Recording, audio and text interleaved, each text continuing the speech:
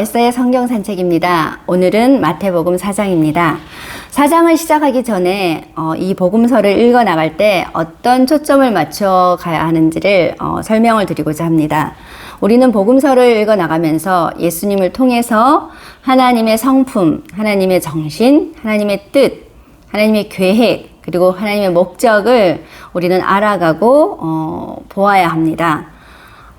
예수님 따로 하나님 따로가 아니라 예수님을 통해서 하나님을 보고 하나님을 경험하고 하나님을 느껴야 하는 것이죠. 이것은 굉장히 중요한 부분입니다. 복음서 중에서 요한복음은 이 부분에 대해서 예수님의 말씀으로 또 강조하고 있습니다.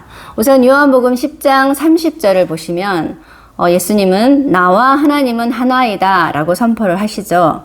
그리고 요한복음 12장 49절에서도 예수님은 이렇게 말씀하십니다. 내가 내 자의로 말하는 것이 아니다. 그러니까 예수님은 예수님의 뜻대로 말씀하시는 것이 아니다 라고 하시면서 나를 보내신 아버지께서 내가 말할 것과 내가 이룰 것을 친히 명령하여 주셨다라고 말씀을 하십니다. 그리고 요한복음 14장 9절에서 11절까지에서도 예수님이 이렇게 말씀하시죠. 나를 본 자는 아버지를 보았다. 즉 예수님을 본 자는 하나님을 보았다. 이렇게 선포하시면서 내가 너희에게 말하는 말은 스스로 하는 것이 아니다. 아버지께서 내 안에 계시고 아버지의 일을 하시는 것이다 라고 선포를 합니다. 그래서 내가 하나님 아버지 안에 거하고 하나님 아버지는 예수님 안에 거하심을 믿으라 라고 말씀을 하시죠. 그리고 요한복음 14장 24절에도 예수님은 이렇게 말씀하시죠. 너희가 듣는 말은 나의 말이 아니다. 나를 보내신 아버지, 즉 하나님의 말씀이다 라고 강조를 하고 있습니다. 하나님은 예수님을 통해서 자신을 계시하십니다. 즉 예수님을 통해서 자신을 드러내신다는 거죠. 그래서 우리는 복음서를 읽어 나가면서 예수님을 통해서 하나님을 보아야 합니다. 예수님을 통해서 하나님을 보라. 자, 이제 4장으로 들어가겠습니다. 자, 마태복음 4장은 크게 두 가지 부분으로 이제 한번 나누어 보겠습니다. 첫째는 4장 1절에서 11절까지의 말씀이죠. 사단이 예수님을 유혹하다. 그리고 그 다음 4장 12절에서 마지막 25절까지는 아주 짧은 세 가지의 사건을 아주 간략하게 기록하고 있습니다. 예수님이 사단의 유혹에 승리하시고 첫 번째로 하신 부분은 첫 메시지를 선포하시죠. 이 첫 메시지는 세례 요한의 메시지와 동일합니다. 회개하라, 천국이 가까이 왔노라.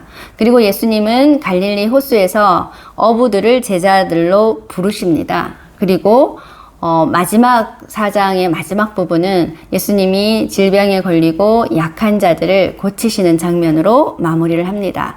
자, 이제 우리는 4장 1절에서 11절까지 사단이 예수님을 유혹하는 장면으로 다시 들어가겠습니다. 사단, 마귀 이렇게 말을 하죠. 이 사단이라는 단어의 의미는 하나님을 대적하는 자, 하나님의 일을 해방하는 자가 바로 사단이라는 단어의 의미입니다. 이 사단이 가장 먼저 행동하고 출현했던 것은 창세기 3장에 기록되어 있죠. 자, 이 하나님의 일을 방해하는 이 사단은 예수님을 세 가지로 유혹을 합니다. 유혹 1은 예수님께서 성령에 이끌리셔서 광야에 오셔서 이 유혹을 받으시는데 예수님께서 40일 동안 금식을 하셔서 극심한 굶주림에 처해 있는 상황이었습니다. 이때 사단은 예수님에게 당신이 하나님의 아들이거든 이 돌을 떡으로 만들어라 라고 제안을 합니다. 예수님은 이 사단의 유혹에 신명기 8장 3절의 말씀으로 물리치시죠. 사람이 떡으로만 살 것이 아니요 하나님의 입으로 나오는 말씀으로 살 것이라. 이 첫 번째 유혹은 인간의 육신의 호소를 하는 것이었고 예수님은 말씀으로 이기시죠. 자, 유혹 두 번째입니다. 유혹 2. 두 번째 유혹은 사단이 예수님을 성전 꼭대기에 올라가게 하고서는 당신이 하나님의 아들이거든 뛰어내려라. 그러면 하나님께서 하나님의 사자를 보내어 당신을 받아줄 것이다 라고 말합니다. 이 두 번째 유혹은 하나님 자체를 증명해 보여라는 그런 어떤 요구이죠. 이때 예수님께서는 신명기 6장 16절의 말씀, 주 너의 하나님을 시험하지 말라라고 선포하십니다. 그리고 마지막 세 번째 유혹이죠. 세 번째 유혹은 사단이 예수님을 높은 산에 올라가게 하고서는 천하 만국과 그 영광과 권세를 보여주면서 자신, 즉 사단 자신에게 엎드려 경배하면 이 모든 것을 주겠다고 이야기를 합니다. 이 세 번째 유혹의 문제는 세상의 주권자가 누구인가라는 데 있죠. 세상의 주권자는 바로 하나님이신데 이 하나님을 대적하는 사단은 이 세상의 주권자가 마치 자기인 것처럼 위장하면서 예수님을 유혹합니다. 이에 예수님은 신명기 6장 13절의 말씀, 주 너의 하나님께 경배하고 다만 그를 섬기라 라고 선포하면서 사단은 물러가게 됩니다. 사단은 끊임없이 보여지는 것, 또 육신적인 것, 그리고 세상의 힘과 권력을 가지고 유혹을 하고요. 예수님은 그 유혹에 하나님의 말씀으로 그 유혹을 물리치고 승리를 하게 되죠. 자, 우리가 지금 장면에서 볼 수 있는 것은 예수님은 하나님의 말씀으로 이제 순종하여 사단의 유혹에 승리하는 것인데요. 우리가 그 예수님 이전에는 계속되는 인간들의 실패를 우리가 그러니까 하나님의 불순종, 하나님께 불순종한 장면들을 우리가 볼 수 있죠.